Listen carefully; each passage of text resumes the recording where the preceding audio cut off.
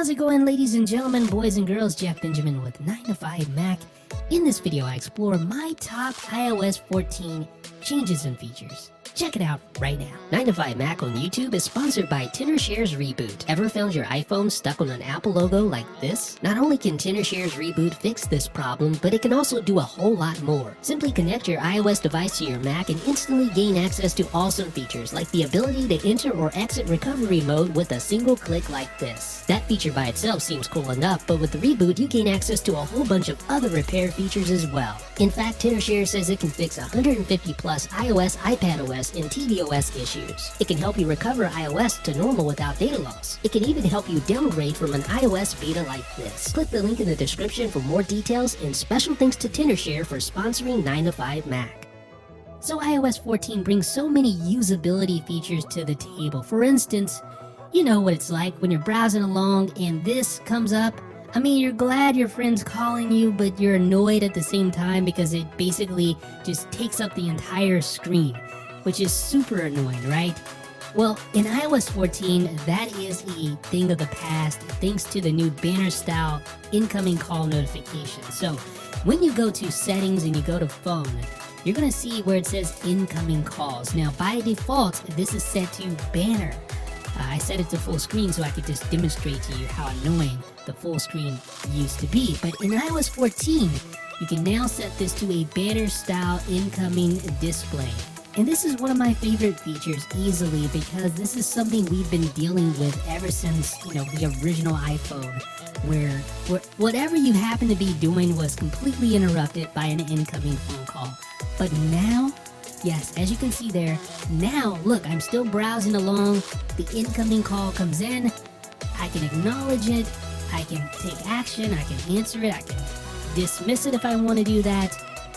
It is really nice. If I swipe up like that, you can still see the call is ringing.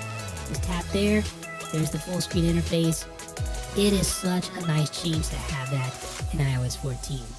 Now, another much wanted feature over the years in iOS is the ability to change the default browser. So you saw DuckDuckGo there, you saw Google Chrome. So if I go into the settings or the preference panel for one of the eligible browsers, and your browser of choice will need to be updated for iOS 14 for this to work, but there you can go in and assign your favorite browser as the default browser. So when I open a link, it's going to open in the default browser. So I'm just going to give it permission that first time, and then from there on out, I can open up links in that default browser. Now, there is a bug in this version of iOS 14 where when you reboot, it will reset that browser back to default, so just keep that in mind. My next big favorite feature in iOS 14 is picture-in-picture support. Of course, we've had this on the iPad for a while, but it is so nice to have picture-in-picture finally on the iPhone. Man, 3 features in a row that are just knocking it out of the park. I can go ahead and browse along or do whatever I want to do, use whatever apps, and still enjoy the video at the same time. Now, if you simply swipe up like that, that will automatically invoke picture-in-picture. That is an option that you can set up here, or by default, it's enabled. Start picture-in-picture automatically in the settings. You can also toss it around the 4 different areas or 4 different corners of your iPhone. You can dismiss like that, still keep the audio playing if you want to give full attention to what's on screen, and then bring it back just like the iPad can do with picture-in-picture. And you can also double tap the interface to make it large or make it smaller. Just like that. Now what's really cool is that you can do picture-in-picture with FaceTime calls. So you're talking to a friend or you're talking to a frog statue. Hey, I'm not judging over here. But this is so cool because you can carry on a conversation. So you can be in another app, maybe you're reading something from a website, and that friend can see you at the same time and you can see them. Super cool feature. Now, iOS 14 comes with lots of different privacy enhancements. We're just going to talk about a few here. The first one I want to talk about, the one that stands out the most, is the ability to enable approximate locations instead of having a precise location. So all you need to do is once it requests your location, you can tap the precise button to turn that off, and that protects your privacy by not pinpointing exactly where you are. It just gives a general location in the area. So that's perfect for weather apps and things like that. So here you can see I go into the privacy settings where I can toggle the precise location on or off. Another really awesome privacy-oriented feature is the ability to limit the amount of photos that you share with an app. So previously, it was all or nothing. You either gave access to all of your photos or you didn't allow access at all. But now in iOS 14, you can go in and select specific photos that you want to give access to. So here, I'm just going to select a few photos, and that's all I want Instagram to have access to.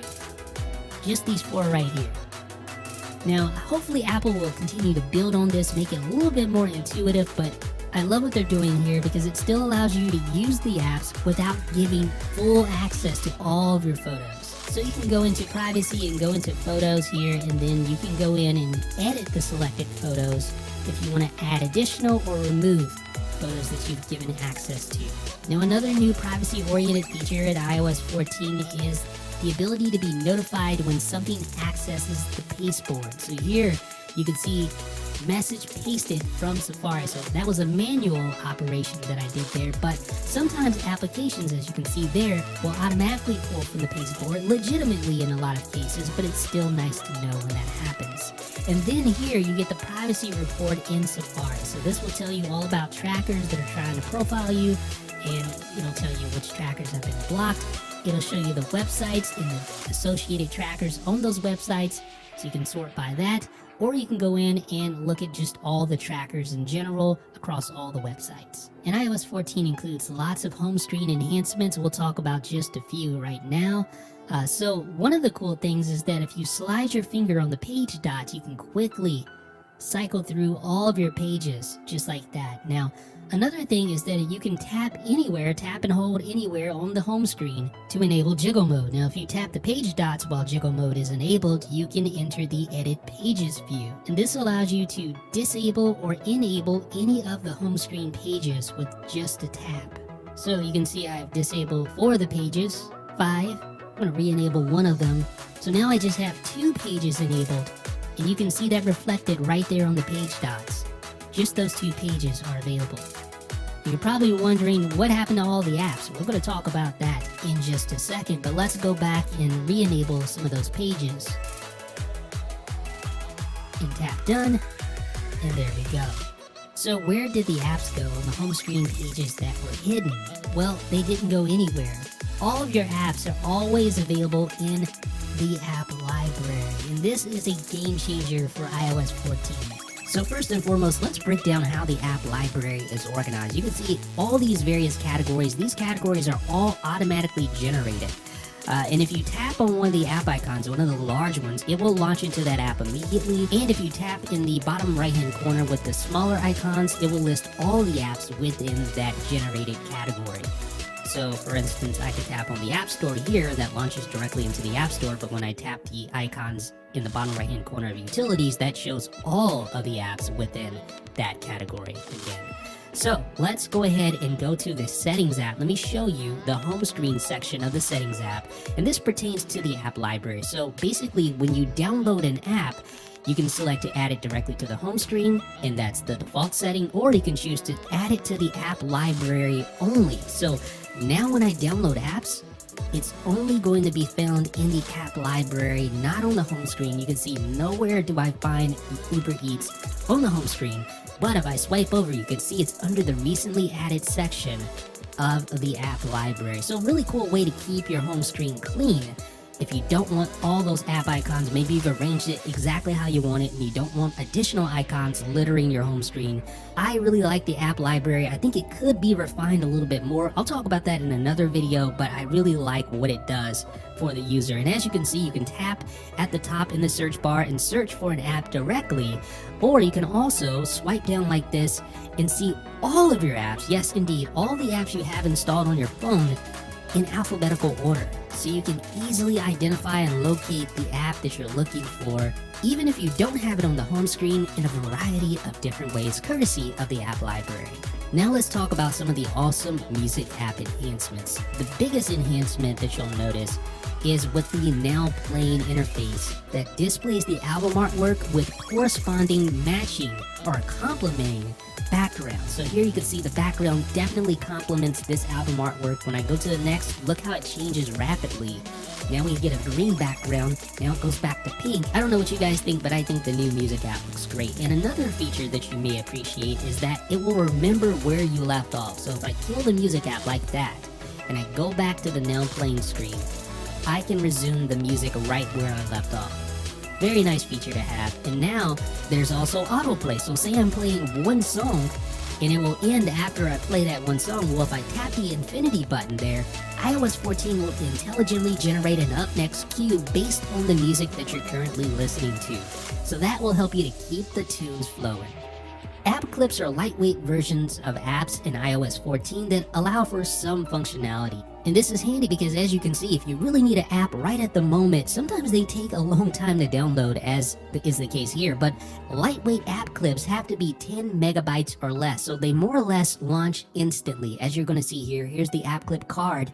Just tap open and the Waterminder app launches instantly. Now, of course, this is just a clip or a portion of the app. You can download the full app later, but this allows you to get instant functionality to some parts of the app just like that. And this could be handy. Say you're in a coffee shop and you need to get your rewards, well, you can download a portion of the app to allow you to redeem your rewards, or whatever the case may be.